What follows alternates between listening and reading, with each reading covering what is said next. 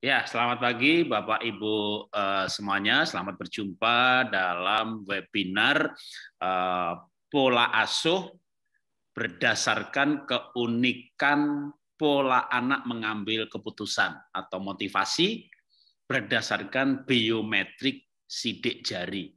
Nah, seminar seperti ini tahun lalu setiap peserta harus bayar 100.000 ya, tapi sekarang kita gratis. Walaupun tahun lalu itu untuk orang tua murid HHK ya, Happy Holy Kid. Sekarang kita gratiskan karena kita tahu pandemi ini membawa dampak ekonomi dan cukup banyak yang dampaknya negatif. Jadi kita free kan, bahkan supaya maksimal bisa 100 orang per grup, maka juga saya undang dari sekolah lain. Jadi kalau Bapak Ibu di sini ada yang orang tua bukan dari Happy Holy Kid, jangan merasa asing, nggak apa-apa. Kita sama-sama orang tua murid yang belajar bagaimana melakukan parenting. Nah, saya harap Bapak Ibu sudah melihat sesi pertama, sesi kedua. Karena tahun lalu yang seperti hari ini itu sesi ketiga. Sesi pertama, sesi keduanya sudah direkam di YouTube dari webinar tahun yang lalu dan sudah saya upload di grup. Ya, saya harap sudah dilihat supaya ini menjadi satu kesatuan modul pengasuhan. Kalau belum ya nanti bisa ada waktu lagi dilihat lagi ya supaya lengkap. Jadi hari ini saya tidak berbicara karena saya sudah 2 sesi ya dengan tanya jawabnya. Jadi waktu saya durasinya malah agak panjang lah gitu, hampir 2 jam lebih per sesinya ya, yang link yang saya berikan. Jadi hari ini saya hanya mau menyambut Bapak Ibu saja, selamat belajar, dan selebihnya langsung saya berikan ke Pak Tunggul Herbawono ya. Silakan Pak Tunggul, terima kasih sudah mensponsori kita untuk menjadi pembicara, tidak dibayar, malah ngasih analisa sidik jari. Walaupun ada yang protes, Pak, kok cuma selembar, Pak? Ya, nanti kalau mau 28 lembar boleh ya. Saya sudah Bayar. assessment yang 28 lembar. Untuk saya, kalau anak-anak saya sudah tahun 98, tahun 99. Waktu itu Pak Herbawono sudah lahir tapi belum ada di dunia sidik jari. Jadi dulu saya sama yang lain. Untuk 3 anak saya tahun 98, 99. Nah, setelah kenal Pak Tunggul, maka saya dan istri tes. Ya, kalau anak nggak perlu karena sekali seumur hidup. Tapi saya dan istri tes bukan untuk pengasuhan, tapi untuk pernikahan supaya mengerti bahasa cinta pasangan, mengerti pola pikir pasangan itu, cara mengambil keputusannya apakah logika atau lebih berdasarkan rasa senang, sehingga kita ngajak pasangan itu tidak pakai konslet ya, ngomong itu nggak nyambung ya, komunikasi sama mertua, sama suami istri itu gampang sekali, gampang sekali. Nggak ada konsletnya, nggak ada berantemnya. Asal kita tahu otaknya pasangan kita tuh utaknya kayak apa sih gitu loh ya. Kalau kita berantem tuh ya nggak nyambung tuh kan utaknya itu loh ngomong rambut nyambung utaknya piye toh. Nah hari ini mau diajari utaknya itu kayak apa. Ini maaf nih bahasanya kasar sekali utaknya gitu ya. Kalau bahasa Indonesianya otaknya gitu ya, sama juga utak sama otak gitu ya. Cuma utak itu kan kalau lagi jengkel gitu kan ngomong nggak nyambung nyambung utak kayak piye tuh. Nah utaknya itu ternyata ada beberapa macam.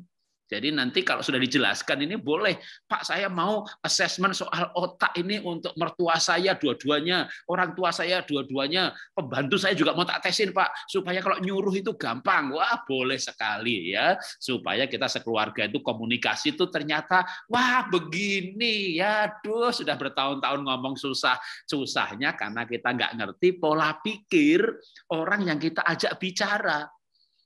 Ibu otaknya banyak perasaannya, ya bapak pakai logikanya, ya mana ketemu. Saya pikir loh, mah anak kita sekolahkan di Jakarta, jangan di Tulungagung, tapi saya rasa loh Pak, di Surabaya aja. Tapi saya pikir loh mah, tapi saya rasa loh Pak. Saya pikir mah, itu anak saya pukul biar dia tahu peraturan, tapi saya rasa loh Pak, kamu mukulnya terlalu keras. Tapi saya pikir loh mah, tapi saya rasa loh Pak. Saya mah mamahmu tuh nggak suka sama aku lah, kamu tuh jangan berpikir yang negatif papa itu nggak merasakan yang kurasakan. Sudah silahkan berantem terus, dah pikir sama rasa mau ketemu ya, mana bisa ya. Kalau tahu otaknya bagaimana itu pikir rasa nanti bisa berkurang jauh sekali.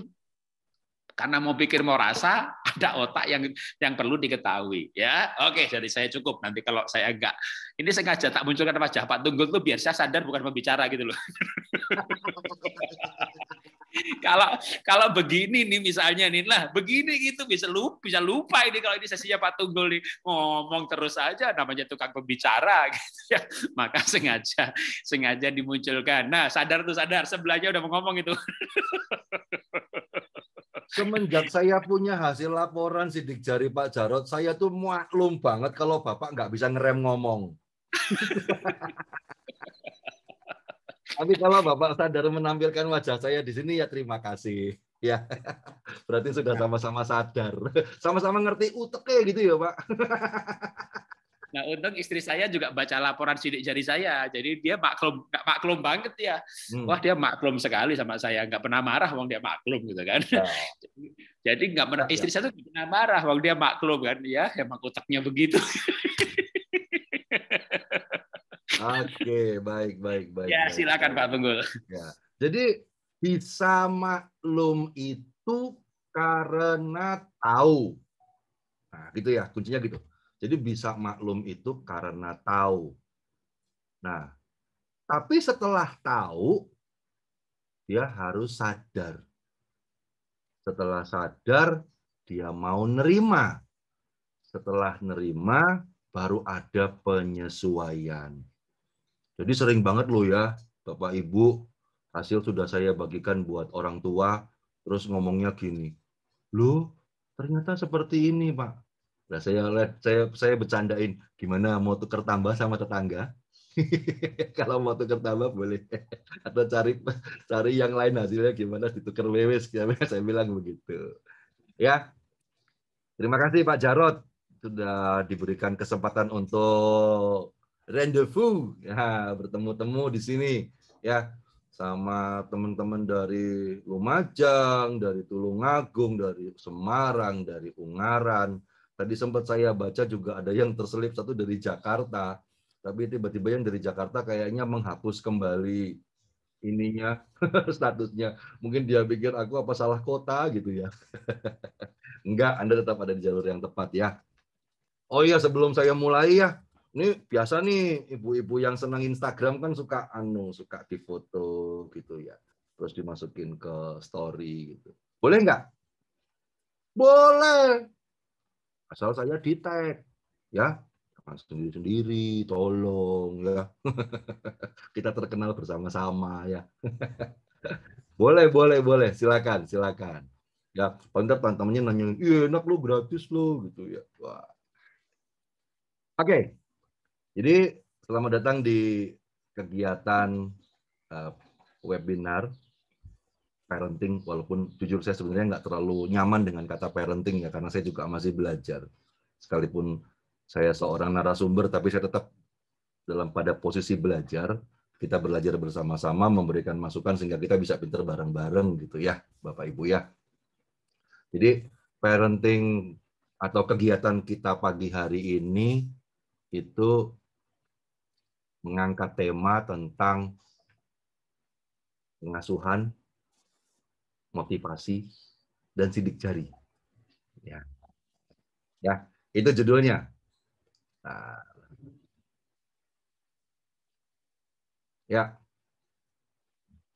oke. Jadi judulnya di sini motivasi, ya, motivasi, ya, sidik jari, motivasi, dan gaya pengasuhan.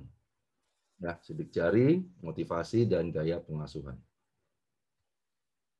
Karena gini, ya, kalau saya tanya sama Bapak Ibu sekarang, mana yang lebih benar?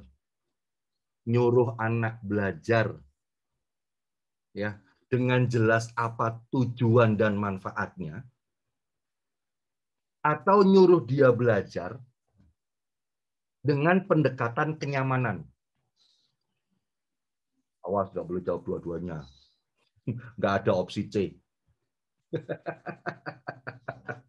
Dua-duanya, Pak. Ya iya, siapa yang nggak mau dua-duanya? Tapi kalau saya mau tanya sekarang sama Ibu dan Bapak, mana duluan? Tujuannya dulu kah? Atau kenyamanan dulu kah? Nyaman. Nyaman. Baik. Ya kan? Pasti ada yang membantah. Ya enggak, tujuannya dulu yang jelas. Nyaman bisa diatur. Kalau tujuannya enggak jelas, terus gimana? Nah, kita nanti kayak ribut telur sama ayam nih di sini. Mana duluan? Jadi kalau ditanya adalah, mana yang paling benar? Tergantung anaknya. Nah, gitu ya. Tergantung dari anaknya. Tergantung dari yang mau belajar. Jadi permasalahannya sekarang adalah Anda ngerti nggak apa yang harus kita dahulukan di sini untuk anak-anak? Oke? Ya. Jadi kita akan membahas seputar itu nanti ya, buat Ibu dan Bapak ya. Cuman tadi Pak Jarod bilang bahwa kegiatan ini akan lebih interaktif, tapi bisa di kolom chat ya. Yang mau berisik di kolom chat boleh, yang mau bercanda di kolom chat juga boleh, karena saya orangnya juga nggak serius-serius amat gitu kan ya. Dan yang mau menjawab lewat kolom chat juga bisa. Oke, pertanyaan pertama saya mau tanya sama Ibu dan Bapak. Apa yang memotivasi Bapak ikut, maaf saya ulangi, apa yang memotivasi Ibu dan Bapak ikut program ini selain karena programnya gratis? Tolong tulis. Nah. Kalau gratis ya saya pikir semua orang juga senang. Sorry, saya tulis gratis karena ada yang nulis gratis, Pak. Sah nggak? Boleh. Boleh. Gitu kan ya. Sudah mulai ada jawaban. Kepo anak saya seperti apa? Tuh, nanti kalau tak jelasin, tiba-tiba nanti muncul gini loh, Bu. Loh, kok lama-lama kayak bapaknya? Jangan kaget. Ya, ingin tahu didik anaknya, gimana cara didik, gimana cara, nggak apa-apa Pak, asal nggak kayak anak tetangga, cocok, betul, ya. Tetangganya milu. Kenapa sifatnya gitu dan gimana cara handle-nya? Oke, nangani anak dengan tepat. Ibu nggak sekalian nangani bapaknya? Kita buat sepaket ya. Pengen tahu pola asuh yang tepat. Ah, ini dia, menarik nih. Menarik. Ingin tahu pola asuh yang tepat, ingin tahu karakter anaknya, ingin memahami anak-anak. Oke, wah, cocok, cakep. Ya. Karena gini loh. Saya tuh ya, Bapak Ibu ya, sering banget dapat pertanyaan, dapat pertanyaan. Pak, Kak Dani sebenarnya didik anak, mengasuh anak yang benar itu gimana, Pak? Oke. Saya memahami ya pertanyaan seperti itu bukan kemudian artinya Bapak Ibunya nggak tahu gimana cara ngasuh. Ya, bukan nggak ngerti gimana cara ngasuhnya. Ini kita tuh hidup di era yang informasinya banyak banget sehingga orang tua bingung. Oke, ahli A ngomong gini, ahli B ngomong gini, ahli C ngomong gini, ahli D ngomong gini. Iki sing ngendi sing arep tak gugu. Yang benar yang mana yang saya mau dekati gitu kan ya. Karena terlalu banyak referensi gitu kan. Jadi kalau saya menjawab sekarang, cara ngasuh anak yang benar gimana? Yang pertama adalah ngerti nggak anaknya kayak apa. Itu dulu. Basicnya itu dulu. Karena kalau metode banyak. Ya. Jadi metode itu banyak. Pola asuh metode itu banyak. Nanti kita akan ceritakan ya. Banyak. Cuman permasalahannya adalah kita cukup mengenal nggak yang kita asuh ini seperti apa model orangnya. Kalau kita kenal, oke lah. Terus mulai nanya, Pak, standar apa yang lebih baik digunakan, Pak? Apakah standar agama, atau standar nasionalis, atau standar religius, atau standar etnis, suku? Jawaban saya jadi sangat sederhana. Bapak orang mana? Leluhurnya dari mana? Tuh, ya.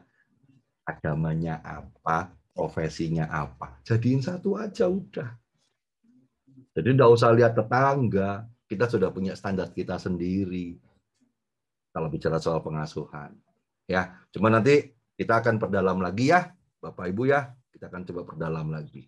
Lebih dalam sehingga Anda nanti mengerti tentang apa yang paling tepat Ya, pendekatan apa yang paling tepat untuk pengasuhan itu sendiri. Oke. Sebelum saya ngalor ngidul ngomong, nah, saya mohon izin untuk perkenalan. Nama saya Tunggul Herbawono, Certified Psychobiometric Analyst, nah, atau praktisi teknologi. Nah, sekali lagi ya, ini teknologi ya, praktisi teknologi ilmu psikobiometrik sidik jari.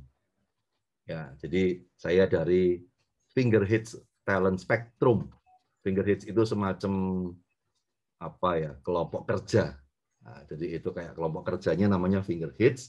Nah, program sidik jarinya dari Talent Spectrum. Talent Spectrum itu perusahaan riset pengembang teknologi psikobiometrik pertama, saya katakan pertama di Indonesia, lokal pertama di Indonesia. Sudah ada dari Bandung sejak tahun 2008. Kalau jam terbang korporasi sudah sekitar 350, sekarang bahkan sudah lebih, 350.000. Satu-satunya yang pernah mendapatkan penghargaan dari Museum Rekor Indonesia dan Guinness World Record. Waktu itu kami coba ngetes sistem kami cukup stabil nggak untuk ngetes anak 1.281 dalam waktu 4 jam. Waktu itu. Ya. Dan puji Tuhan, alhamdulillah berhasil.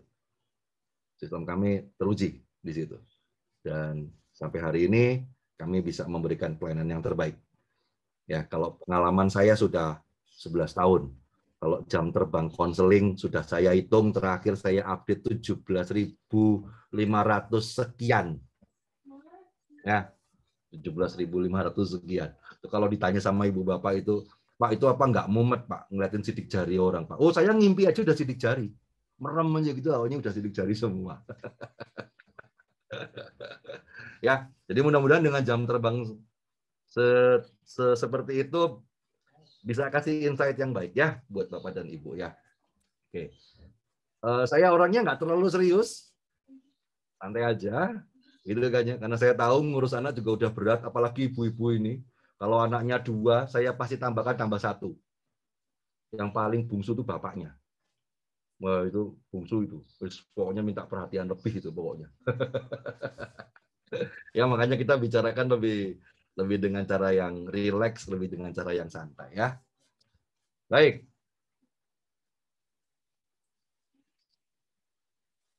Ya. Jadi Bapak Ibu ketika mendengar kata pengasuhan, maka ada 4 hal yang saya mau ajak diskusi Ibu dan Bapak. Ya, saya mau ngajak diskusi Ibu dan Bapak.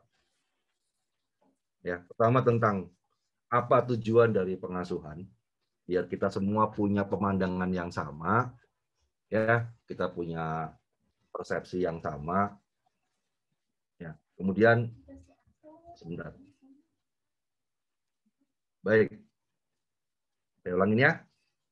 Jadi kita mau menyamakan persepsi dulu, ya, kita mau samakan persepsi dulu bahwa ketika kita bicara soal pengasuhan, maka ada 4 hal yang kita mau bicarakan. Pertama, kita bicara soal apa tujuan dari pengasuhan itu sendiri. Kemudian kita juga mau bicarakan tentang apa kekeliruan yang terjadi ketika dalam proses pengasuhan. Ya. Kemudian peranan apa yang kita harus lakukan dalam proses pengasuhan. Dan kita juga kepengen tahu apa motivasi dari anak tersebut, sehingga kalau kita tahu motivasinya, maka kita ngerti cara ngasuhnya seperti apa. Ya, baik. Kita mulai dari aspek tujuan. Saya nggak terlalu banyak ngasih slide. Karena saya lebih senang diskusi dan melihat wajah. Boleh ya? Oke, bicara soal tujuan mengasuh. Tolong kasih saya masukan. Apa tujuan mengasuh? Silakan tulis. Tujuan mengasuh adalah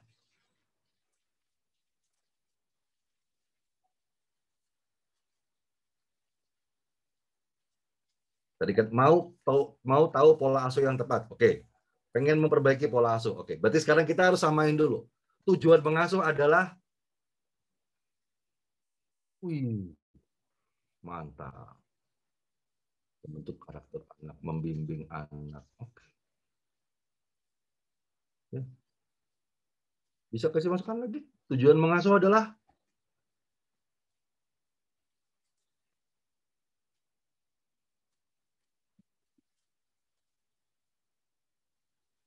ya. Saya lebih senang dengan cara seperti ini ya. Biar saya kerasa lagi ngomong sama orang. Oke. Oke. Mengenal menuntut pribadi yang punya masa depan yang bagus. Oke.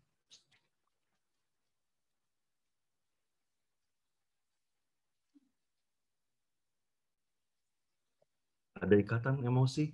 Betul. Dapat memberikan bimbingan. Oke. Membimbing, mendidik, dan memberi. Oke. Mengajar dan membimbing anak. Melakukan kewajiban sebagai orang tua. Saya setuju memang kewajiban, tapi itu bukan tujuannya ya, Bu. Jadi, kenapa kamu mengasuh? Menggugurkan kewajiban. Itu juga. Boleh. Ya, menuntun. Baik. Ini jawaban tidak ada yang salah, jawabannya benar semua. Ya. Cuman saya mau bantu Ibu dan Bapak untuk nginget-ngingetnya lebih gampang. Ya. Saya mau bantu Ibu dan Bapak untuk mengingatnya lebih mudah. Oke? Saya ingin membantu Bapak Ibu biar ingatnya lebih gampang. Oke. Tujuan pengasuhan itu hanya 3 kata. Cukup kita selesaikan dengan 3 kata. Oke? Tujuan pengasuhan hanya cukup kita selesaikan dalam 3 kata. Oke? Yang pertama, tujuan pengasuhan adalah pembiasaan. Pembiasaan. Saya ulangin ya. Tujuan pengasuhan adalah pembiasaan. Biar anaknya biasa mandi jam 4 sore. Biar anaknya biasa berdoa sebelum makan. Biar anaknya biasa belajar malam hari. Biar anaknya biasa bangun pagi. Is that right? Betul ya? Jadi ada sebuah kebiasaan yang terbentuk dengan baik. Itu gunanya mengasuh. Ya, itu gunanya mengasuh. Ya, saya bilang tadi ada 3 kata ya. Ini satu namanya pembiasaan atau membentuk kebiasaan. Ketika mengasuh maka ada sebuah pola yang diulang sehingga terbentuk kebiasaan. Oke, namanya pembiasaan. Itu kata yang pertama. Oke, tujuan mengasuh yang kedua. Membahagiakan. Ya, membahagiakan. Kalau yang ngasuh stres, yang diasuh nangis, nggak ada yang bahagia. Itu Tom and Jerry. Mamaku bawel, ngomong baik. Anakku nggak manut. Lari sana, lari sini, lari sana, lari sini. Jangan lupa bahagia.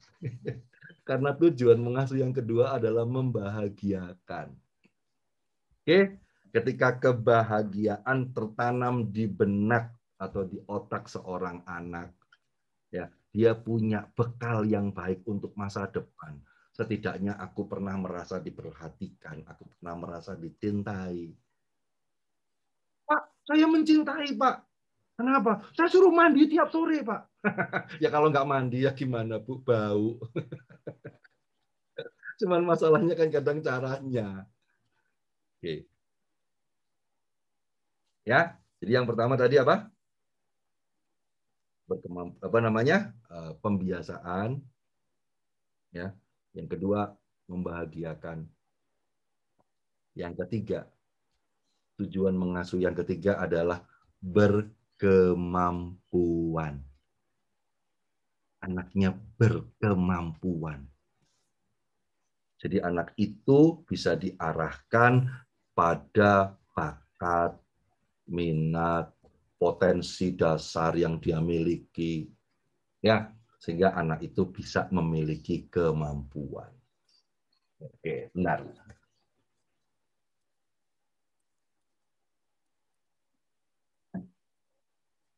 Ya,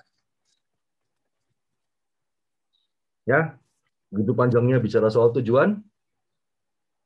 Ya, soal tujuan ternyata cuma 3. Ya, pembiasaan, membahagiakan, dan berkemampuan. Ingat, itu tujuannya. Oke.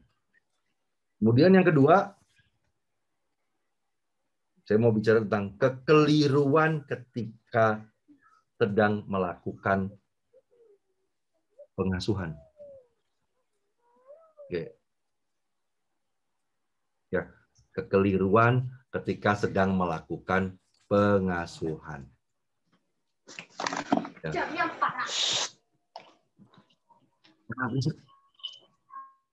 Ngomong. Ibu itu pasti lupa matiin mic-nya.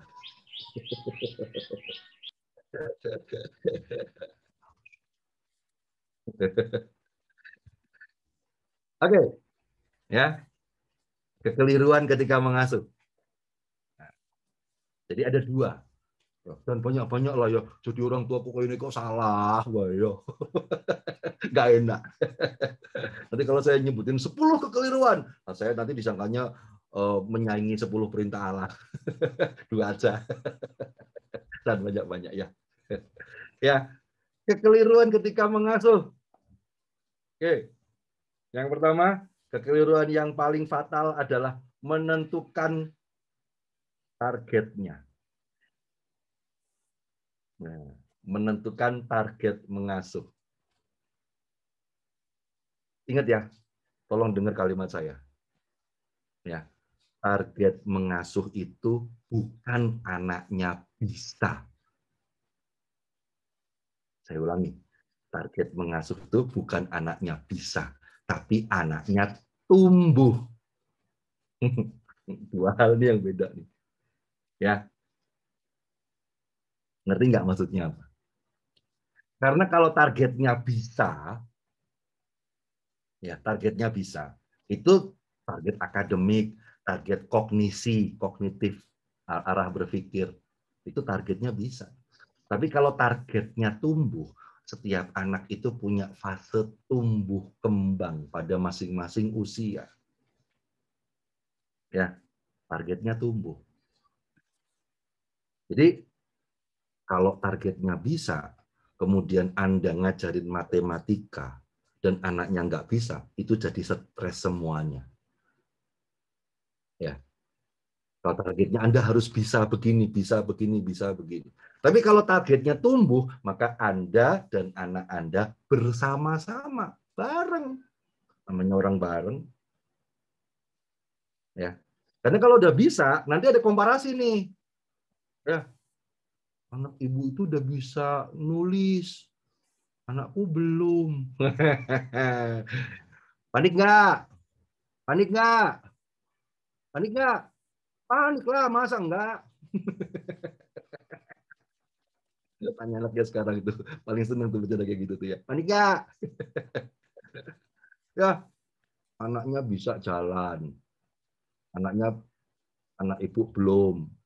Anaknya bisa ngomong, anak ibu belum. Nah, itu yang kita perhatiin ketika lagi ngasuh. Ya. Jadi netepin targetnya harus benar dulu nih. Ya, targetnya dia tumbuh. Ya, bukan bisa. Kalau targetnya bisa, itu namanya ngajarin bukan ngasuh. Gitu ya. Karena pengasuhan berarti kan lebih pada aspek tumbuh kembangnya dia sebetulnya nanti. Oke, yang kedua, oke, hal yang keliru yang kedua adalah terlalu khawatir apa yang belum terjadi di depan.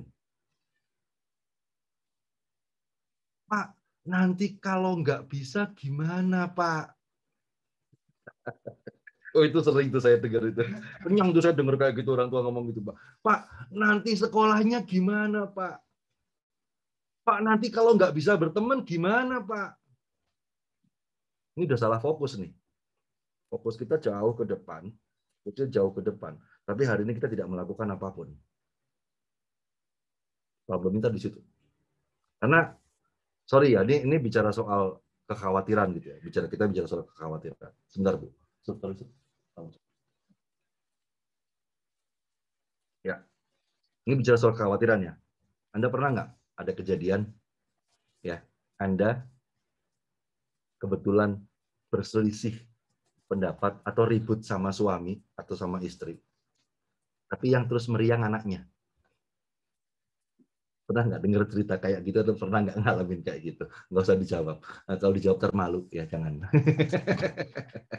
Kelihatan benar ribut. Ya, saya tidak mau memberikan sugesti negatif sama anak. Karena getaran kekhawatiran itu bisa sampai sama anaknya nanti. Ya, jelas. Jadi yang namanya, positive thinking harus, tapi bukan toxic positivity ya. Sekarang karena terlalu positif juga nggak benar juga gitu kan ya.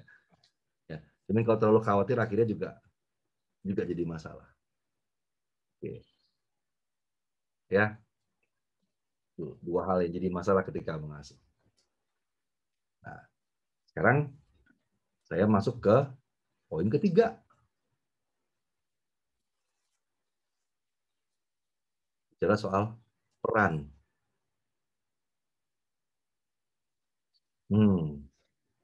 Ya, peran.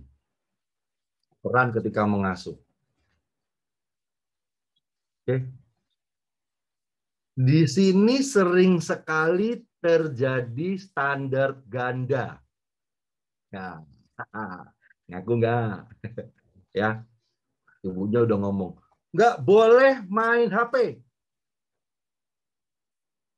Bapaknya datang, kucuk. Jalan, nggak apa-apa, biarin aja. Kasihan. Lagi pula udah dari kemarin. Ribut nih akhirnya nih ya. Karena ada standar ganda nih lagi ngasuh nih. Apalagi Anda misalkan punya anak yang tipenya cerdas. Nggak dikasih mamahnya, lari ke bapaknya. Nggak dikasih ke bapaknya, lari ke simbahnya. Nggak dikasih simbahnya, lari ke tantenya, cari omnya, Pak D, Bude, Mas, Mbak. Iya, supporter ini goleki sampai bener-bener ketemu. Nah, ini problem nih. Nanti ada problem lagi di sini nih. Karena namanya peran itu penting sekali ketika mengasuh. Ya, ketika berperan itu penting sekali. Kalau dibicara soal suami istri harus kompak, sudahlah. Mau sampai tahun kapan pun memang harus kompak. Cuman sekarang masalahnya adalah peranan apa yang bisa kita lakukan ketika sedang mengasuh. Peranan. Ya, ada 4 peran. Saya ulangi ya. Ada 4 peran yang Anda harus mahir lakukan ketika sedang mengasuh. Harus mahir. 4-4-nya harus mahir. Oke, peran yang pertama. Ya, peran yang pertama. Anda harus mahir jadi bosnya mereka. Saya ulangi lagi. Anda harus mahir jadi bosnya mereka. Saya tidak mengatakan bahwa orang tua harus bosi sama anaknya. Tapi saya cukup prihatin ketika ada orang tua ngomong, Pak Tunggul, mohon maaf, anaknya enggak mau kita periksa, Pak, karena memang anaknya yang enggak mau. Sementara anak memang belum tahu gunanya buat apa, terus anaknya nggak mau, orang tuanya mundur. Mohon maaf, ini bukan kepentingan saya menjual sebuah produk. Bukan. Yang jadi pertanyaan saya adalah, di mana kewibawaan Anda sebagai seorang orang tua? Karena orang tua harus punya kendali penuh mbok kamu sepinter apapun aku ki wong tuamu. Maaf, saya mungkin akan kedengaran sangat otoriter, tapi di titik ini saya meminta Anda sebagai orang tua menjaga marwah dan kewibawaan Anda sebagai orang tua. Itu tidak boleh dibantah. Oke, alih-alih Anda mau demokratis sama anaknya, nuwun sewu, anaknya ngelonjak. Jadi sekali lagi, sebagai orang tua, Anda harus punya kendali penuh terhadap mereka. Satu poin. Poin yang kedua, selain jadi bos, Anda harus bisa jadi temannya mereka. Ini yang menarik nanti. Anda jadi bos, tapi Anda jadi temannya mereka. Maksudnya apa coba? Maksudnya, anak ini tidak punya rasa takut untuk menceritakan apapun yang mereka alami karena bapak ibunya bukan tipikal yang misah-misuh. Dan yang paling penting, selalu ada solusi ketika ketemu, ketika bicara dengan orang tuanya. Cukup clear ya, dua hal ini saya pikir cukup clear ya. Jadi satu titik, marwah martabat Anda sebagai orang tua terjaga. Yang kedua, anak selalu mendapatkan solusi dari orang tuanya dan tidak pernah merasa takut untuk menceritakan. Ini dua peranan yang bertolak belakang, tetapi Anda harus bisa mainkan sebagai orang tua. Itu jelas. Ya, jadi hati-hati ya. Kalau dibilang sebagai orang tua kita harus bisa jadi temannya anak, setuju. Tapi titik lain, Anda harus jadi bosnya dia. Kalau enggak dijek-injek loh. Serius. Tanya Pak Jarot nanti kalau nggak percaya. Tuh punya anak 3 udah jadi semua tuh, udah sukses. Sudah sukses. Ya. Di sini pun saya punya anak juga sudah besar-besar. Anak saya yang paling besar tahun ini usianya 25 tahun. Ya. Saya sebentar lagi mantu. Ya, asik dah. Saya mau nikahin anak saya. Ada yang sudah punya anak nikah di sini? Pak Jarot belum. Pak Jarot udah. Ya, tahun depan saya jadi simbah. Ya, nanti tak kasih live-nya di Instagramnya kami nanti. Ya, finger hits mantu. Ya, nomor 2 anak saya umur 20 tahun. Ya, tahun ini kuliah. Agak terlambat setahun karena mau pandemi. Yang nomor 3 tahun ini masuk SMP. Udah gede-gede. Jadi tadi saya terapkan tadi. 1, saya bosnya mereka. Ya, jadi tidak ada yang melanggar peraturan, tidak ada. Karena di situ marwah dan martabat orang tua juga terjaga.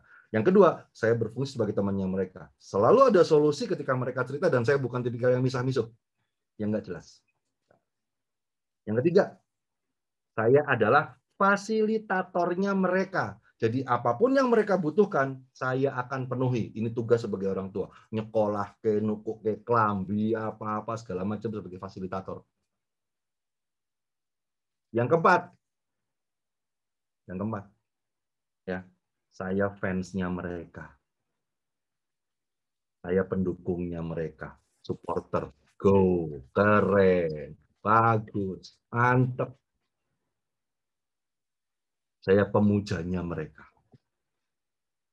Elek-elek yo anakku. Prinsip ketika Anda sedang mengasuh seorang anak. Dan 4-empatnya harus bisa. Karena Anda harus punya kendali, Anda harus memberikan solusi, Anda harus menyediakan, dan Anda pendukungnya. Cukup jelas ya, sampai di sini ya, ketika Anda memerankan sebagai orang tua. Oke. Nah, setelah peranannya jelas, maka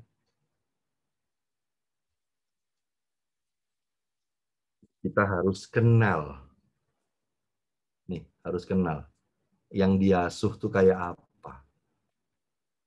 Ya, yang diasuh tuh kayak apa? Kalau saya kenal yang diasuh seperti apa, maka saya tahu sekali apa motivasi hidupnya mereka. Ya, ini mohon maaf, ini ngomong motivasi ya. Kita bicara soal motivasi. Kadang-kadang kita sebagai orang tua kegeeran loh, serius, kegeeran. Kita cerita nih, Mama dulu, sering tuh ya, Bapak tuh dulu, wah, ya, ranking 1, nilainya bagus, rajin sekolah, ngapusi.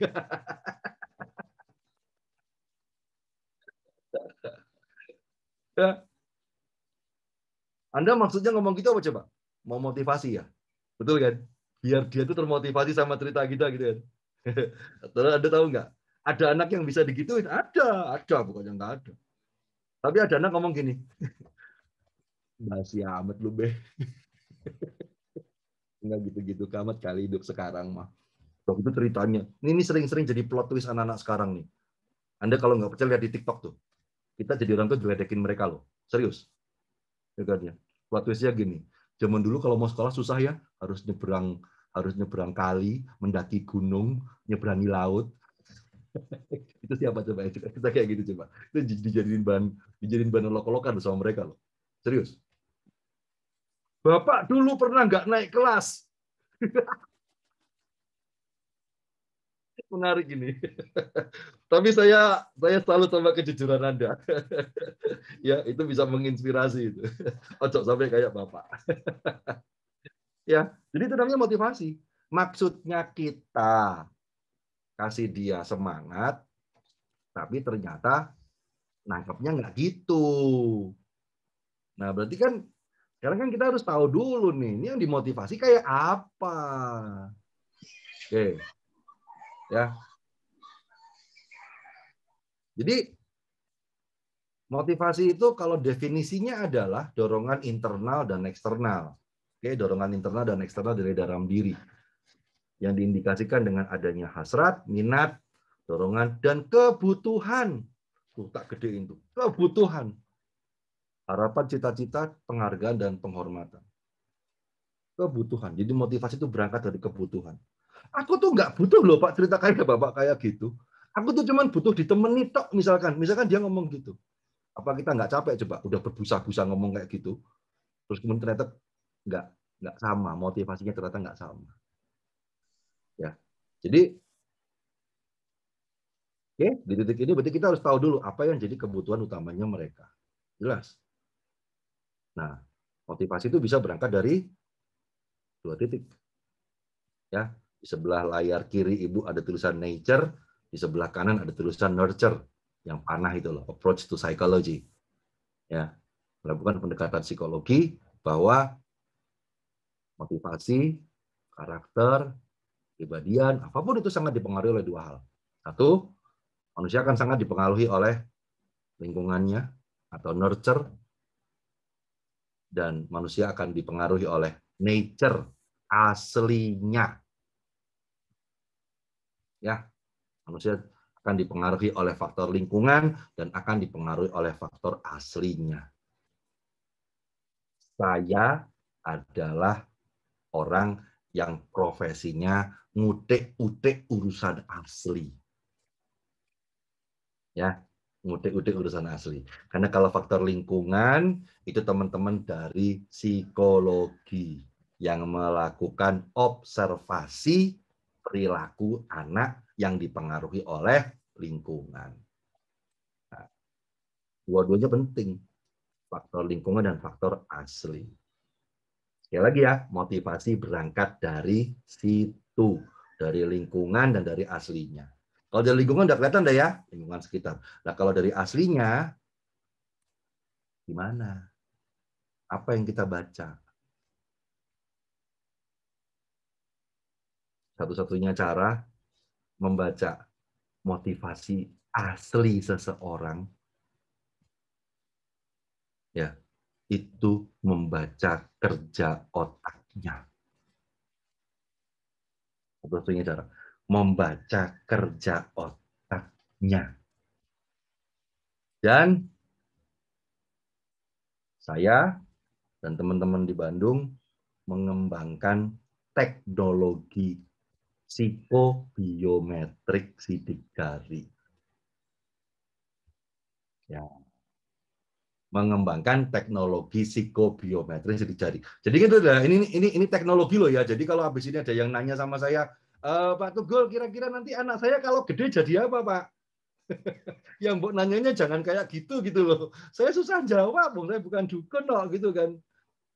Tapi kalau kira-kira bicara soal Pak, apa yang sebagai orang tua bisa kita lakukan untuk menstimulasi bakatnya, minatnya. Nah, itu oke tuh. Kita bicara tuh. Nah, jadi kita mau coba baca kerja otak lewat teknologi psikobiometrik sidik jari. Adalah teknologi pembacaan responsivitas kerja otak seseorang. Membaca responsivitas kerja otak seseorang yang dibaca lewat sidik jari. Tujuan dari teknologi ini adalah satu, mengenal dorongan alamiah dan potensi asli seseorang. Oke. Yang kedua, samakan dulu persepsinya ya. Ini bukan tes IQ ya, ini bukan tes kecerdasan. Nggak ada hubungannya sama itu, nggak ada. Ya, dan nggak valid untuk mengukur kemampuan seseorang. Nggak ada hubungannya lagi sama itu. Ya, harapan dari analisis ini adalah kita mengenal diri lebih baik sehingga akan optimal untuk pengembangan diri. Yang jadi pertanyaan orang tua sekarang adalah, Pak, apa hubungannya kerja otak sama sidik jari? Ini yang selalu orang tua tanyakan. Apa hubungannya kerja otak dengan sidik jari? Nah, silakan. Mau dipotret boleh, ditulis boleh. Sudah saya tulis di situ semuanya. Ini hubungannya kerja otak dengan sidik jari. Ya, proses pembentukan sidik jari ketika janin berusia 13 sampai 24 minggu dalam kandungan. Ternyata ada hubungannya dengan pertumbuhan jaringan syaraf. Sekali lagi ya, proses pembentukan sidik jari ketika janin berusia 13 sampai 24 minggu dalam kandungan dan ternyata ada hubungannya dengan pembentukan jaringan syaraf. Jadi cukup jelas ya, kenapa tidak ada orang sidik jarinya sama. Saya setuju kalau Anda mau jawab, udah dari sananya Pak. Ya, betul. Dari sananya memang begitu. Tapi kalau dijawab begitu ya nanti selesai kegiatannya. Ya, sidik jari adalah rekam jejak pertumbuhan jaringan saraf. Saya ulangi ya, sidik jari adalah rekam jejak pertumbuhan jaringan saraf. Itulah sebabnya tidak ada orang sidik jarinya sama.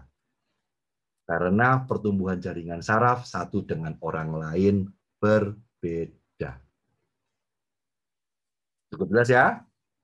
Sampai di sini. Dan ini ada ilmunya. Bukan klenik, nggak ngeramal. Oke.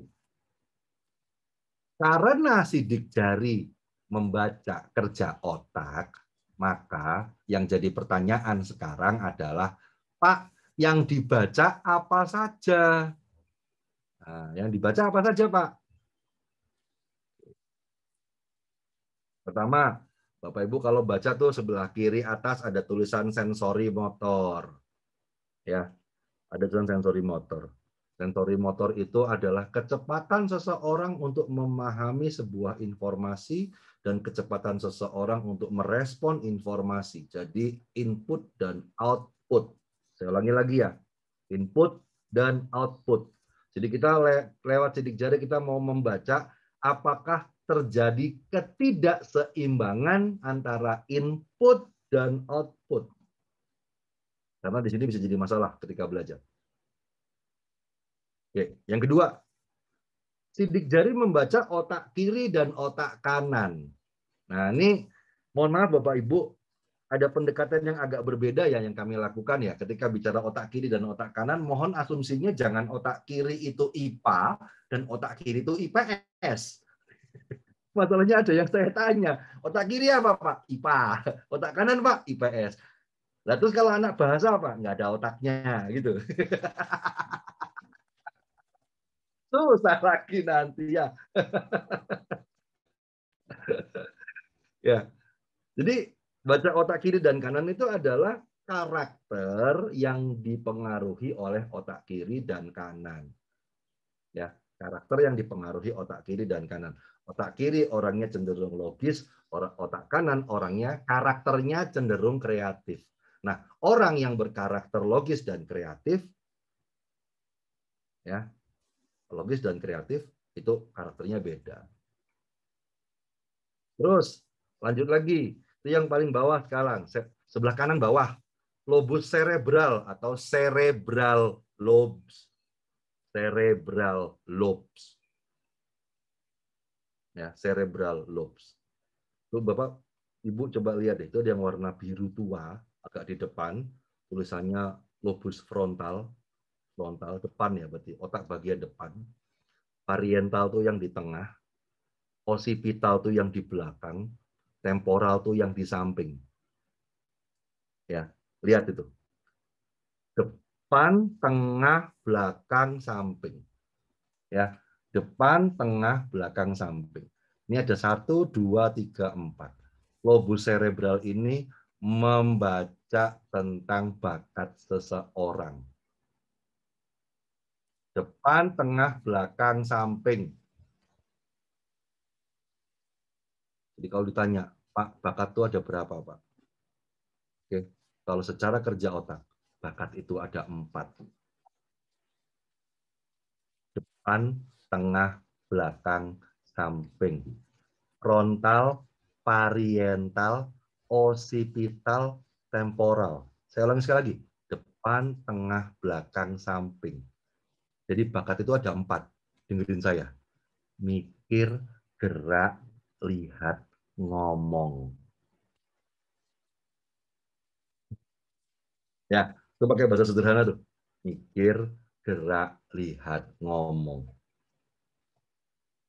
Ya, tolong acungkan jari atau berikan emotikon siapa di sini yang punya anak berhenti ngomong cuman pas tidur. Nyebelin nggak?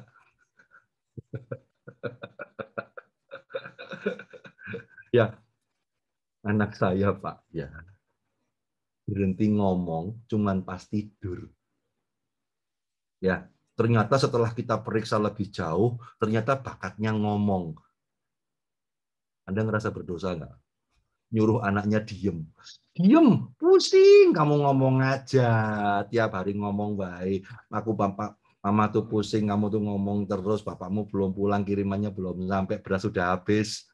Tolong, jangan ngomong aja. Anaknya padahal bakatnya itu. Nah, gimana itu coba? Kayak radio 24 jam, siaran. Ya, mikir, gerak, lihat, ngomong. Mana yang lebih kuat dari ini? Paling bagus, 4-4-nya kalau bisa. Ya, sidik jari membaca itu di area mana? Ya, karena ini serba salah nih. Ada di sini ada orang tua yang anaknya ngomong terus, tapi di sini saya yakin ada orang tua yang anaknya diem aja sampai ngomong tole, kamu tuh nggak ngomong-ngomong. Serba salah jadinya. Ya, itu dia.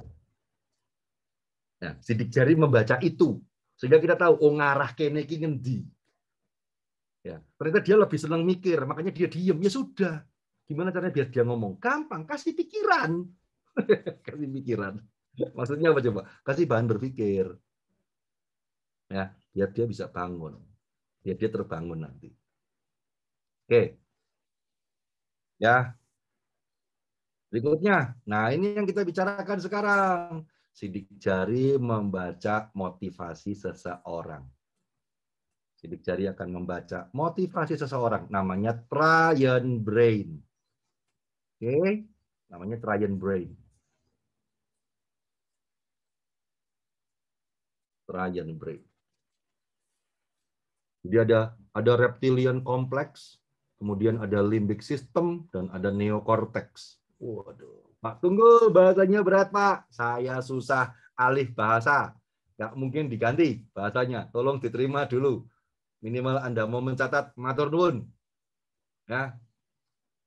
Kalau mau catat, catat tol. Ya. Anak saya nggak bisa diam, Pak. Suruh lari. Ya, ntar diem.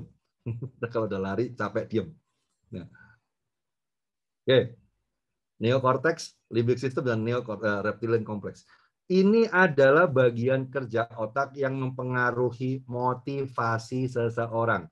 Motivasi seseorang. Ya, motivasi seseorang. Dengerin saya baik-baik. Orang itu akan melakukan sesuatu karena 3 hal. Oke? Orang akan melakukan sesuatu karena 3 hal. 1, karena keyakinannya. Karena dia yakin, maka dia mau. 1.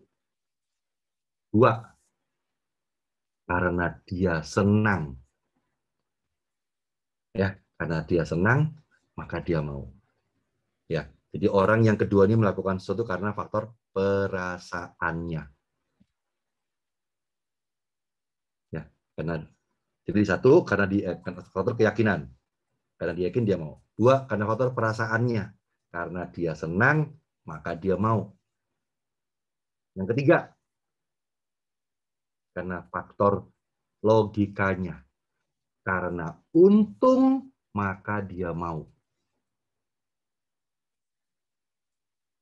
Saya ulangi ya. Keyakinannya, perasaannya, logikanya dia, nalarnya dia. Orang akan melakukan sesuatu karena 3 hal tersebut. Ya. Orang akan melakukan sesuatu karena 3 hal tersebut. Keyakinannya diwakili oleh reptilian complex. Perasaannya diwakili oleh limbic system.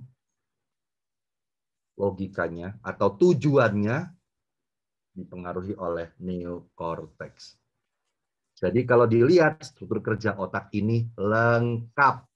Ada keyakinan, ada perasaan, ada nalar atau logika. Ada yang di sini nggak punya perasaan? Tunjuk jari. Pak, otak perasaanku hilang, Pak. Atau malah ada ibu yang bilang, Pak, kayaknya otak saya semuanya perasaan deh, Pak. Ingat ya, orang punya 3-3-nya. Paham ya? Punya 3-3-nya. Dan, dengarin, sidik jari membaca. Dia lebih banyak dipengaruhi faktor apa. Oke? Sekarang saya minta Anda untuk menyiapkan laporannya. Ayo. Siapin laporannya. Yang seperti ini. Saya kasih waktu sekitar 15 detik. Siapkan laporannya. Mau dipindahin ke HP yang lain juga boleh. Silakan pindahin dulu. Ya. Nah, Ibu Felina, terima kasih, Bu. Laporan gimana, Pak? Laporan sidik jarinya.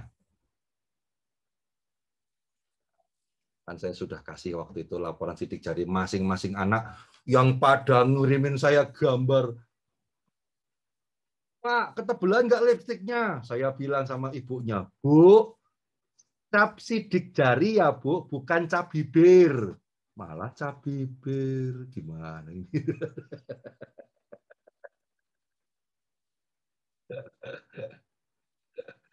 Ya, oke. Ya, sudah siap ya laporannya ya. Oke. Sekarang saya minta Anda sekarang baca ya. Ini ada visi dan ada strategi. Oke, berarti dalam lembar ini ada 2 informasi. Ya, di lembar ini ada 2 informasi.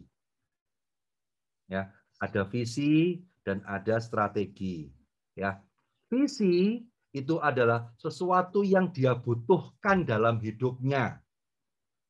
Ya, orientasi kebutuhan utamanya apa? Jadi bisa dibilang ini tuh kebutuhan dasarnya. Ya, kebutuhan dasarnya apa? Kalau strategi, saya ulangi ya, kalau strategi adalah cara dia untuk mencapai apa yang dia mau itu. Jadi strategi adalah cara untuk mencapai visinya, berarti strateginya. Kalau visi adalah apa yang menjadi kebutuhan utamanya dia. Ya. Nah, ini di sini ada tulisan feeling, ada tulisan thinking, ada tulisan sensing. Di sini nih, macam-macam nanti nih. Di sini nih, yang atas ini. Nah, sekarang saya mau tanya dulu. Saya mau tanya dulu ya. Yang di atas ini, yang tulisannya feeling siapa? Tulis. Tulis, oh. Saya ingin tahu. Siapa tulisannya feeling? Siapa di situ tulisannya feeling? Tulis. Oke. Oke. Ibu Ana, baik. Ibu Catherine, Ibu Jessica, Ibu Gerina, Ibu Agnesia. Tulisannya feeling loh, tulisannya feeling. Feeling. Feeling. Ya. Kalau nggak ada tahan, nggak biarin aja. Kalau nggak ada tulisan feeling nggak apa-apa. Ya, yang ada tulisannya feeling siapa? Wih, banyak ini. Di mana Pak? Masih ada yang nanya. Wes, ini di sini. Tapi kalau tulisannya bukan feeling, biarin dulu. Nggak usah nulis. Ya, di sini.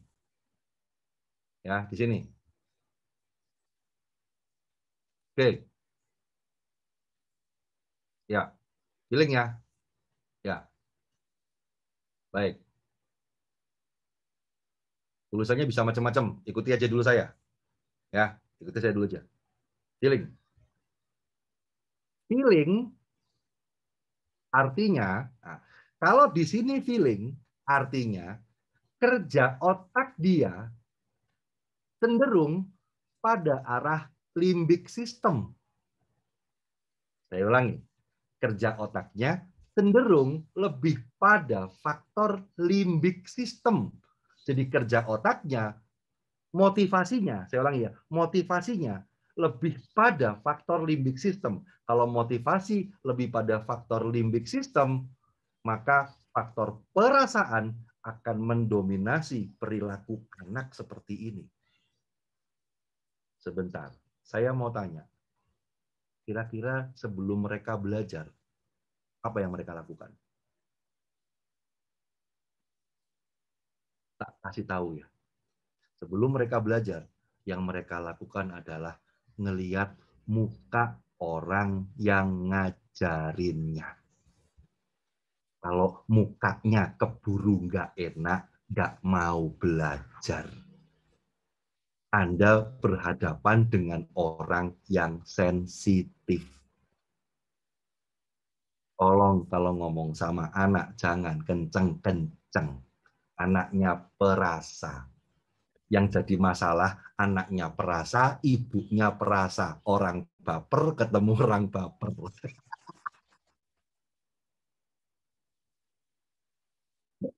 Tak kasih tahu ya. Nih, buat yang tulisannya di situ feeling, dia tuh cuman mau ngomong gini. Bu, tolong diajarin, tapi nggak usah pakai marah-marah. Ya, tolong diajarin aja. Tapi kamu nggak bisa-bisa. Ya, aku lagi belajar, Bu. Tolong. Ya, jadi kalau orang sensitif ya deketnya ya pakai sensitivitasnya dia. Pak nanti diulangi lagi. Namanya juga anak-anak. Oke? Ya, karena faktor perasaan bermain. Jadi kalau orang kayak gini, ya orang perasa jadi dokter alasannya apa? Menolong orang lain. Gitu. Karena faktor rasa. Ya, dia butuh rasa aman. Rasa aman. Ketika rasa aman, maka dia lebih mudah untuk belajar. Percaya deh. Ya. Oke, itu namanya feeling. Ya, itu namanya feeling. Lanjut. Ya, lanjut. Ya, yang email yang hilang request ke admin ya. Request ke admin. Oke. Sekarang yang kedua. Siapa di sini yang tulisannya thinking? Siapa di sini yang tulisannya thinking? Saya ulangi. Siapa di sini tulisannya thinking? Come on. Thinking. Nah. Nah. Oke. Yup. Yup. Oke. Thinking. Oke. Yuk. Thinking. Terus ada yang bandingin. Pak, bagus feeling apa thinking, Pak? Podo. Suka kayak gitu tuh. Ya, nanti yang mau thinking, anaknya yang feeling tukeran wae, Pak.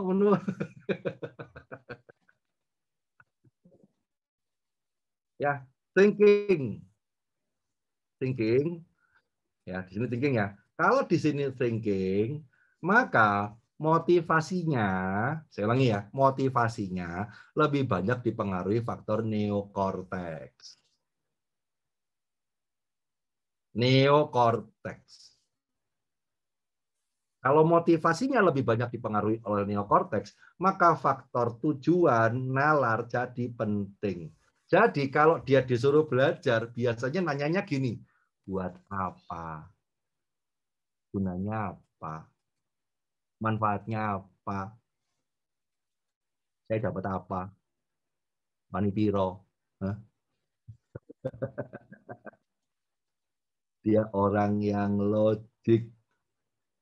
Kalau nyuruh dia sesuatu harus jelas. Jelas apa? Cuannya harus jelas, bos. Nggak jelas cuannya buat apa? Saya tidak bermaksud mengatakan dia matre. Bukan matre, bukan. Ya, realistis. Nah, kalau punya pacar disuruh milih, mau Innova atau Avanza? Innova. Lebih enak Innova daripada Avanza dong. Wajar ya, jangan marah. Ya. Jadi kalau orang neokorteks pendekatannya apa? Nalar. Nggak nemu nalar yomo. Nggak jelas gunanya yomo. Buat apa? Nggak clear. Gitu ya. Oke. Lagi. Ya, lagi. Di sini sekarang siapa yang tulisannya sensing? Ah, ya. Sensing. Saya ulangi ya. Sensing. Ayo, sensing. Nah, Ibu Shirley, Octaviana, yo.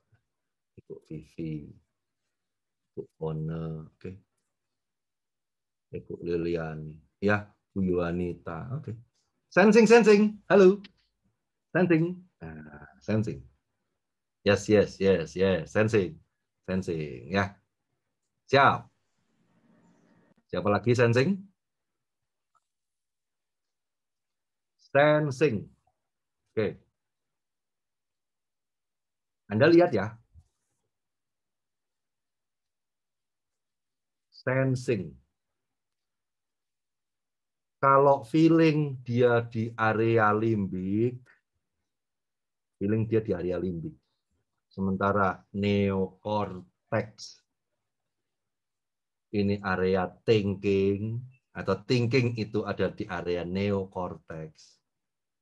Maka kalau sensing itu bukan reptilian kompleks. Saya ulangi, sensing bukan reptilian kompleks. Pasti pada nanya, lah berarti nggak ada otaknya ya Pak? Kalau bukan reptilian kompleks, apa?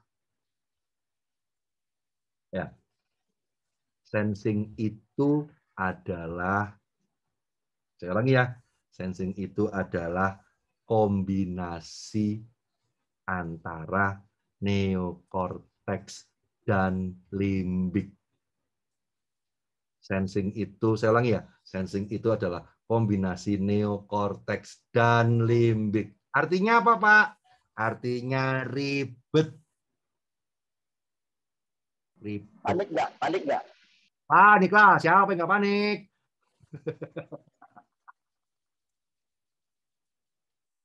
Ribet. Logika harus masuk, perasaan harus dapat. Mantap. Yang kayak gini kalau disuruh cepat milih, ayo milih, ini apa ini? Urung rampung nang utekku, dia bilang gitu. Kira-kira apa yang ngendi? Coba ditanyain. Ini tapi bisa ya, bisa enggak ya? Ada tanyain misalkan. Le, Mas, Duk, mau makan apa? Wah, itu jawabannya simpel tuh. Terserah mama. Gak bisa milih aku, dia bilang gitu. Ya, semua serba dipikir. Ya, harus clear banget, harus jelas banget, harus dapat banget, harus oke. Milih. Ya, logikanya harus dapat. Ya, logikanya harus dapat, perasaannya harus dapat. Terserah mama kalau dipilih. Nah, ini harus dilatih nih, Bu. Ya, ini harus dilatih ngambil keputusan. Karena orang seperti ini punya rawan galau. Ya, tapi punya kecenderungan perfeksionis. Ya, saya ingin mendapat yang terbaik. Jadi kalau anak feeling pengen dapat gurunya ganteng, cakep. Kalau orang neokorteks pengen dapat gurunya pinter, cerdas. Kalau orang thinking. Kalau orang sensing, ya aku carinya yang ganteng sama cerdas. Itu mahal guru gitu tuh ya. Silahkan cari. Ya, sudah mulai kerasa kayak siapa? Atau mulai kerasa ini kok bapaknya banget lama-lama gitu ya? Lelek dari mamai. Oh, Tapi apa? cocok gitu Pak. Emang begitu Pak modelnya. Memang. Ya, yang bagus-bagus diambil ibunya semua itu. Yang jelek kasih bapaknya. Terus terima wae enggak apa-apa, memang gitu nasibnya ya. Oke, itu kebutuhannya. Ada yang insting. Nah, beda lagi nih.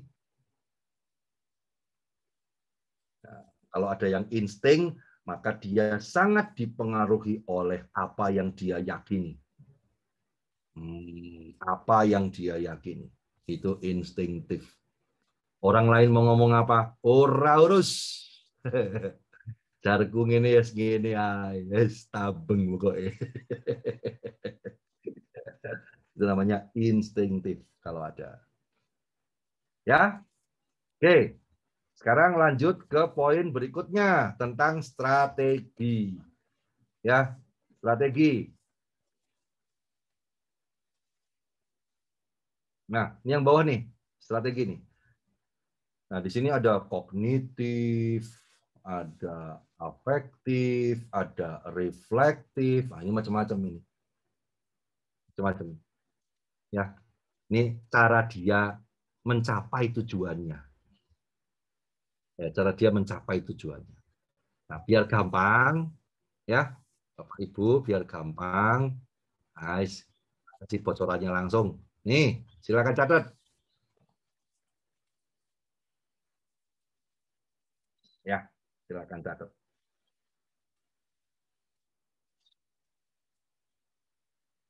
Ingat ya, strategi adalah cara mencapai. Berarti caranya piye. Kalau visi adalah apa yang saya butuhkan. Ya, silakan disesuaikan.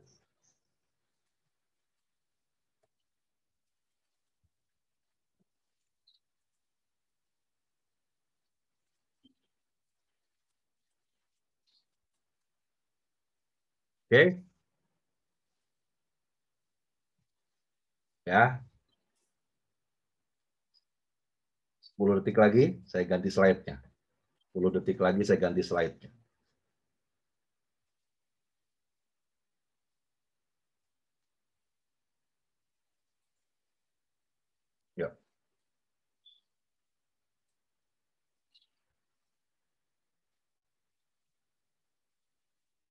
Ya, Bapak Ibu, ingat ya, hasil laporan ini belum ada hubungannya dengan bakat. Belum ada. Belum. Belum ada hubungannya dengan karakter. Belum ada. Ingat loh, ini motivasi ya, bukan karakter loh ya. Tolong loh ya, ini motivasi. Karena judul kita kegiatan hari ini adalah sidik jari motivasi. Ya, sidik jari motivasi. Nah, kalau kita bicara tentang hasil report fingerprint, kayak apa misalkan gitu ya. Mohon maaf, boleh saya tunjukin di sini, Bapak Ibu? Kasih jempol aja kalau memang boleh, saya tunjukin.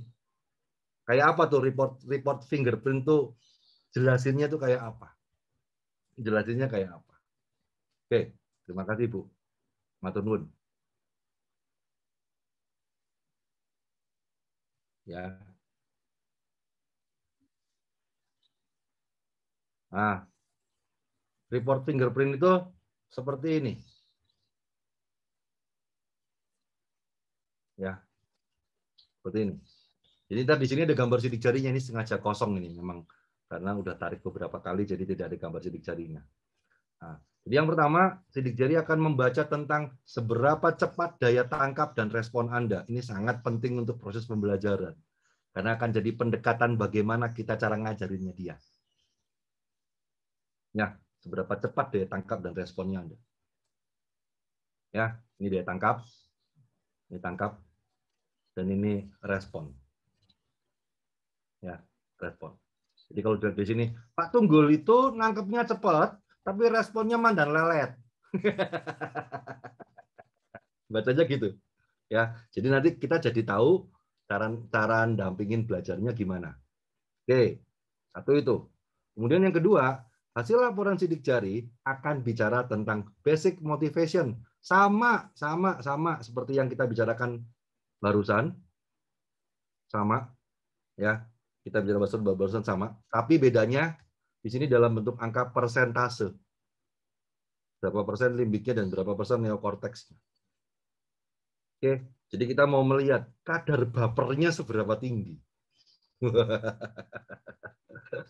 Misalkan gitu. Padahal sebenarnya limbik juga nggak ada hubungannya sama baper sih. Beda lagi ceritanya nanti. Ya. Nah, yang kita bicarakan nih baru hari ini yang kita bicarakan baru dua ini nih. Nih dua ini nih yang saya kotakin nih. Ini baru dua ini nih. Ya, manajemen diri, percaya diri dan rasional berpikir logiknya dia. Ya. Jadi ini visinya. Oke, ini visinya dan ini strateginya. Padahal kita masih punya 8 lagi. Ini 2. Oke. 3, 4, 5, 6, 7, 8, 9, 10. Oke, jadi ada 10 aspek yang kita bicarakan di sini nanti. Lanjut, sidik jari akan bicara tentang kerja otak kiri dan kanan. Oke, kiri dan kanan. Dorongan karakter berdasarkan respon otak kanan dan kiri. Bapak Ibu baca angkanya berapa ini? 50-50 ya. Bagus nggak? Nggak. Saya orang yang bermasalah dengan jati diri saya. Saya tahu banget itu. Makanya saya belajar. Saya adalah orang yang awalnya sulit sekali untuk mengenal apa potensi saya kalau angkanya kayak gini. Jadi masalah malah akhirnya. Oke, kalau kita tahu lebih awal, kita tahu gimana cara dorongnya. Lanjut, profil kepribadian. Apa yang dia cari dalam hidup? Jadi kita pengen tahu, kamu cari apa dalam hidupmu? Orientasi hidupmu apa? Nah, setelah dari situ, semua, baru kita cek. Seberapa tinggi potensi stres, pressure instability condition. Tinggi nggak angka stresnya? Oke, dari angka stres kita bisa dapat lagi paling jauh di sini apa bahasa cintanya dia. Love language style. Jadi dengan kata lain, dari sini kita tahu, nih anak pengennya diapain. Oke, itu ngomongin karakter ya. Sekarang saya bicara soal proses belajar. Oke, kita bicara soal proses belajar. Saya tahu proses belajarnya, sensorinya seimbang nggak? Sehingga kita pengen lihat, dia mudah nggak untuk menerima pelajaran. Pertama itu. Yang kedua, cukup stabil nggak proses belajarnya? Oke, kalau nggak stabil apa yang kita lakukan? Kalau stabil apa yang kita lakukan? Oke. Yang ketiga, dia kalau lagi belajar, waktunya paling lama untuk apa? Jadi kita tahu masalahnya. Kemudian yang berikutnya, kita tahu seberapa banyak motivasi yang dia punya dalam diri dia dan seberapa banyak hambatan yang dia miliki dari situ. Jadi lewat hasil laporan ini akan dapat rekomendasi seperti apa motivasi belajar dia, dan kita jadi tahu tipe sekolah apa yang cocok buat dia. Lanjut ya, belum selesai saya. Sedikit lagi. Oke, grafik ini akan bicara soal potensi skill. Apa potensi skill tertinggi yang dia miliki? Dan apa masalah dia dalam pengembangan karir dia? Nanti ada 2 tipe di sini. Generalis, spesialis. Kalau generalis artinya bukan tipikal orang yang dalam waktu dekat langsung bisa menemukan bakatnya. Kalau spesialis bisa dalam waktu dekat. Tapi kalau spesialis biasanya membutuhkan treatment khusus. Kalau yang generalis lebih umum. Oke. Dari potensi bakat kita bisa terjemahkan sekarang ke dalam bahasa penjurusan. Analisa potensi pemilihan perkuliahan. Oke, ada rekomendasinya dan ada fakultasnya dan ada jurusannya. Ini ada 3 lembar. Ada 3 lembar. Fakultasnya ya, kedokteran, ilmu kesehatan, keperawatan, teknik. Tuh teknik segitu banyak tuh. Mesin elektrometalurgi, arsitek, kimia, industri, ilmu komputer, MIPA, matematika, biologi, kimia, fisika, geografi. Ekonomi, manajemen, bisnis, akuntansi, hukum, psikologi, bahasa, sosial politik, kriminologi, hubungan internasional, antropologi sosial, kesejahteraan sosial. Oke, kita dapat referensinya semuanya. Sampai dengan apakah dia punya bakat seni.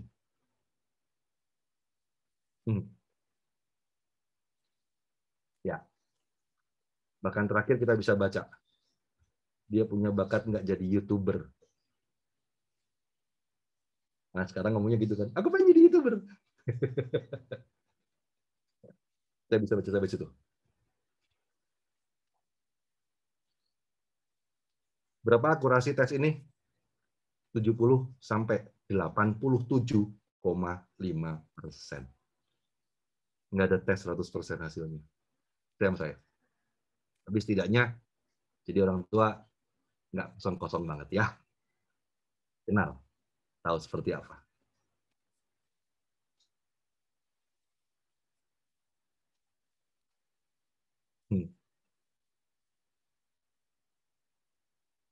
Oke. Ya. Nah, Bapak Ibu, itu tes yang paling lengkap. Harganya berapa? Pasti menanya gitu deh. Pak Jarod, Pak. Ya. Harganya berapa, Pak? Ya, saya cerita dulu deh. Waktu anak saya dulu tahun 98 itu 2,5 juta.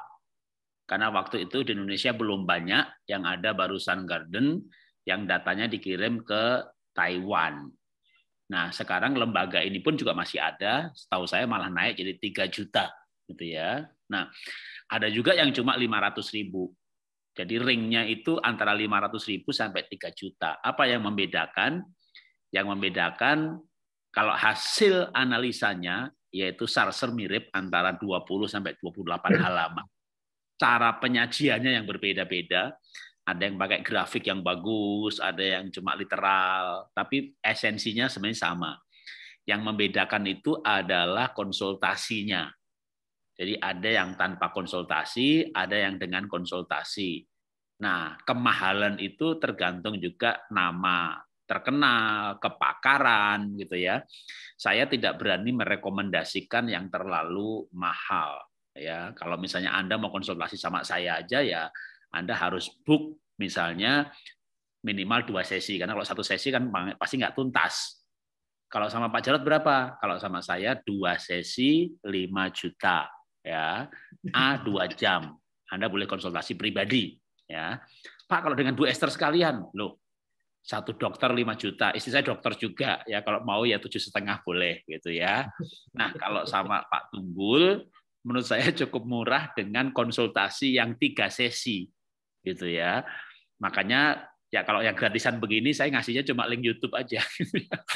Kalau yang nanti mau tanya jawab dengan saya ya mesti bayar, kan saya perlu hidup juga gitu ya.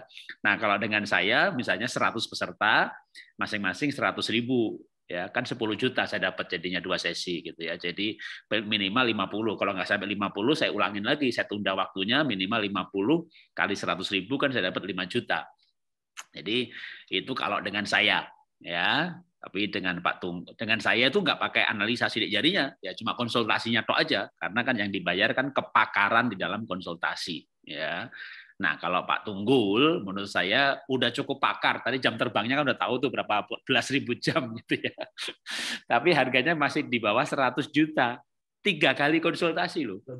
Ditambah dengan full assessment yang 28 halaman itu. Ya, menurut saya itu ada nggak yang lebih murah? Ada. Nggak pakai konsultasi gitu ya, nanti mau konsultasi bayar lagi.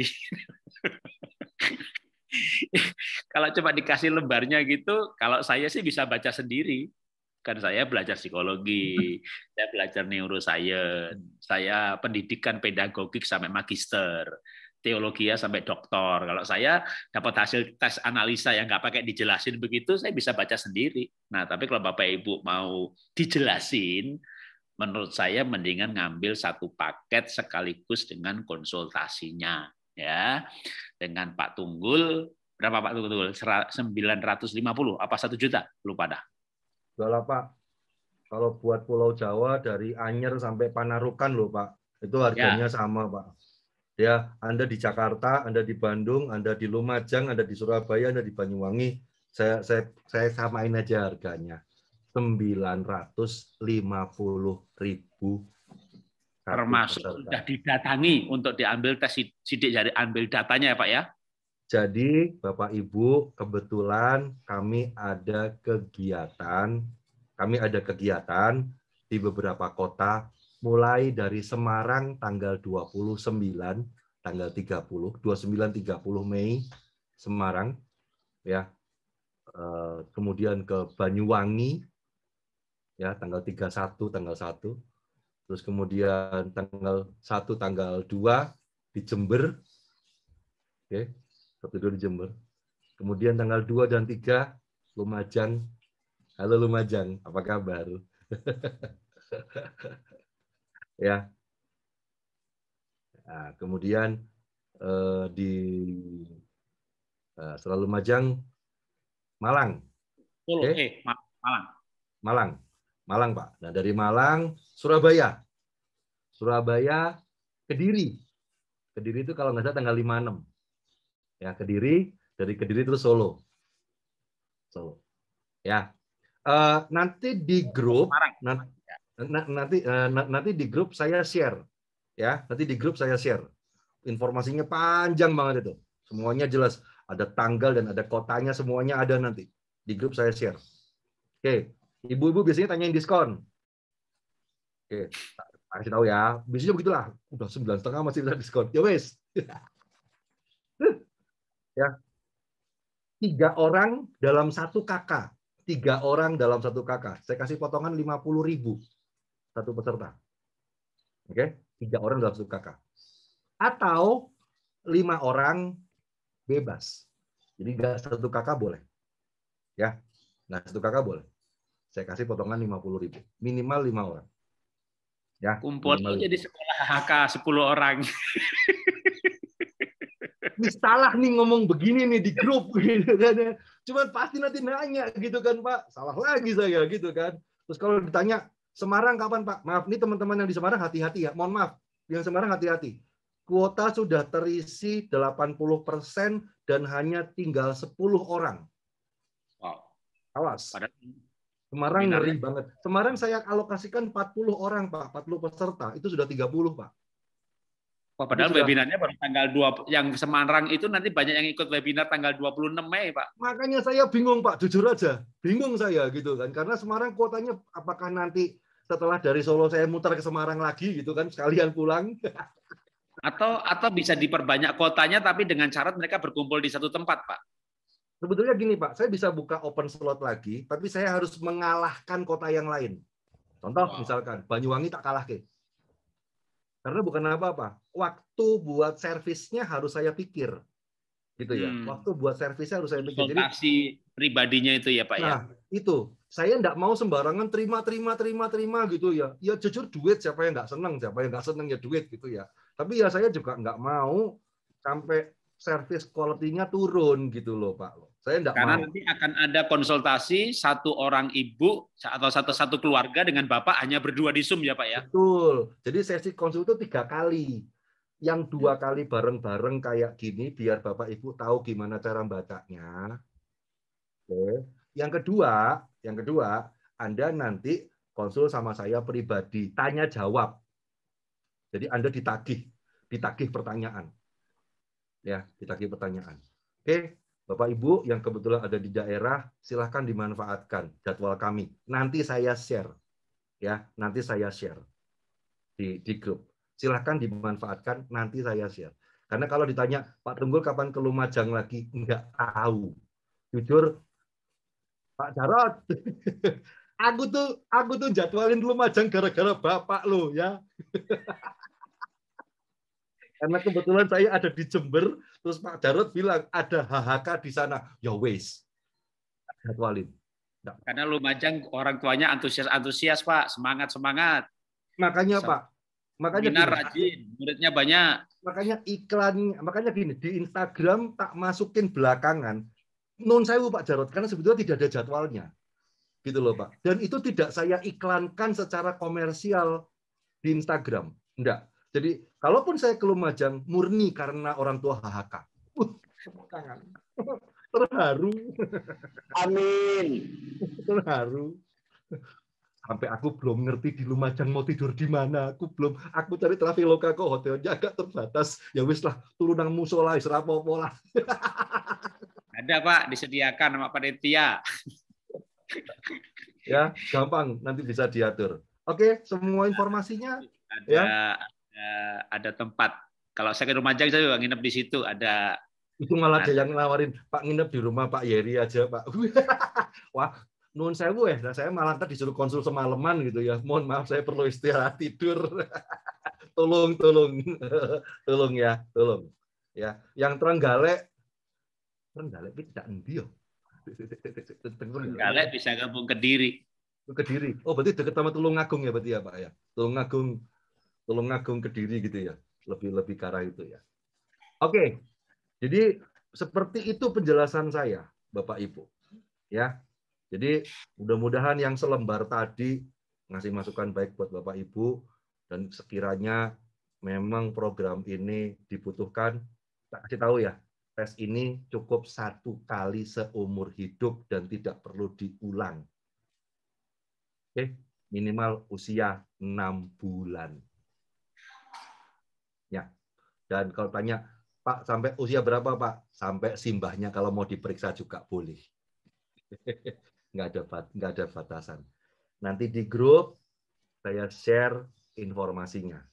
Dan ada nomor pendaftaran khusus. Saya ulangi ya, ada nomor pendaftaran khusus untuk pendaftaran program ini. Nomornya beda lagi, karena ditanganin sama admin saya yang lain. Jadi ada admin pendaftaran untuk free test, ada ini, terbeda-beda. Ya, terima kasih banyak buat kesempatannya.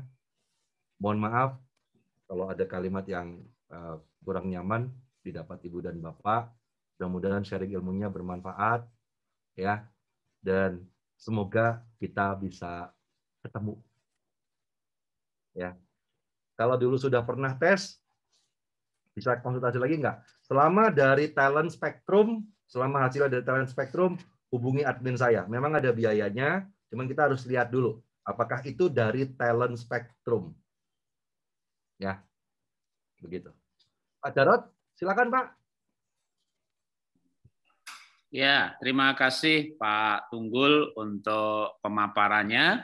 Jadi Bapak Ibu, saya tidak menambahkan ya, karena sesi saya berikan sekali lagi lewat YouTube. Kalau belum melihat, sekali lagi saya himbau silakan dilihat sesi 1, sesi 2 karena hari ini sesi 3 ya. Nanti walaupun ini seminar sudah selesai, jangan left grup dulu ya, karena akan ada informasi-informasi lainnya ya, termasuk nanti saya akan mengundang Bapak Ibu, bagi sebagian mungkin sudah ikut WA grup yang namanya Keluarga Bahagia. Jadi kalau yang sudah berarti sudah tahu, tapi yang belum, saya ada WA grup Keluarga Bahagia, setiap hari di postnya hanya mengenai keluarga. Dan jangan khawatir, wah saya udah WA grupnya udah banyak Pak, nanti HP saya tang-ting-rung sibuk. WA grup Keluarga Bahagia ini sering saya bikin searah, hanya dari saya saja yang ngasih ya. Kalau yang mau bertanya bisa malah japri ke saya, tapi nanti jawabannya di-post di grup. Kalau mau bertanya, tadi kan banyak orang yang, waduh Pak, kalau konsultasi sama Bapak kok mahal sekali gitu ya. Nah, maka supaya nggak mahal itu kan sering saya bikin rombongan ya. Jadi satu orang 100.000 untuk minimal 50 orang. Nah, tapi saya juga ada yang pelayanan dalam arti gratis. Dan saya untuk bertanya ke saya yang gratis ada setiap Rabu malam sama Sabtu pagi. Jadi setiap Rabu malam jam 7 malam atau Sabtu pagi jam 7 saya melayani pertanyaan Bapak Ibu tentang keluarga. Jadi bukan hanya soal parenting ya. Mau tanya oral seks boleh apa tidak, Bapak mau nanya, Pak Jarod kok saya 1 menit ejakulasi biar 30 menit gimana? Yang kayak begitu pun saya jawab dan saya ajari ya. Pak, gimana cara ngomong dengan mertua yang gampang? Ya sudah, mertuanya diambil sidik jarinya dulu supaya ketahuan dia kognitif apa reflektif. Nanti ngomongnya gimana saya ajari gitu ya. Kalau nggak mau tes ya nggak apa-apa juga ya. Saya bisa ngajari pakai pendekatan ilmu yang lain. Jadi sidik jari adalah salah satu ilmu untuk mendekati seorang manusia. Tapi manusia itu kan bisa didekati dengan berbagai ilmu yang lain. Apakah temperamen dasar atau foto karakter atau DISC. Tentu yang paling mudah adalah kalau sudah assessment sehingga aplikasinya lebih gampang. Tapi kalau sampai nggak punya duit untuk assessment, ya bisa dengan pengamatan. Nah, aneka pertanyaan, mau mertua menantu, mau parenting, mau suami istri, maka saya menyediakan waktu setiap Rabu malam sama Sabtu pagi. Nah, untuk Rabu malam dan Sabtu pagi itu dibatasi hanya untuk 6 orang yang ikut Zoom. Jadi juga saya nggak mau yang ikut banyak-banyak, hanya 6 orang. Ya, 6 orang saja dijawab selama 2 jam. Jadi 1 orang akan dijawab cukup detail, karena hanya 5-6 orang dijawab selama 2 jam. Terus justru disarankan nanti waktu ikut Zoom, itu pakai nama samaran, ya namanya boleh Samsung, Vivo gitu ya, layarnya dimatikan aja, kasih gambar tahu juga boleh, tempe juga boleh, supaya sesama peserta nggak saling tahu itu siapa. Lalu supaya suaranya nggak kedengeran, ini suaranya kayak Bu Sulis nih gitu ya. Pertanyaannya di WA 1 hari sebelum tanya jawab. Jadi nanti yang bertanya saya akan berdua dengan seorang psikolog atau seorang hamba Tuhan atau seorang teolog, pokoknya dengan orang lain.